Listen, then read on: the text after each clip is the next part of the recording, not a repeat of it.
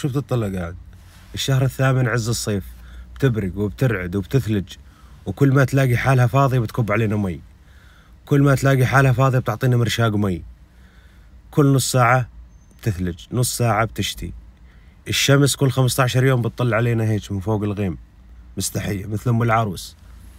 جسمي بتطلع علي عفوق بيقول لي شو خيو وين احنا؟ ما في الشمس؟ شو الوضع؟ يعني عارف شو الوضع؟ اي والله لو اني الحوت الازرق دلفين شو مي مي مي مي مي. والله اذا بزرع قمح او بزرع لي شي شغله ولا عاد تنزل نقطه، غير اقضيها انا والهولنديين قالبين الكنزات وبنصلي استسقاء، غير تمحل. شو مدريني يا زلمه؟ طفنا مي، بقينا من خشومنا مي. شو عايش بغساله اني؟ والله الخير عليهم كثير، لا يكونوا بيصلوا بالسرقه.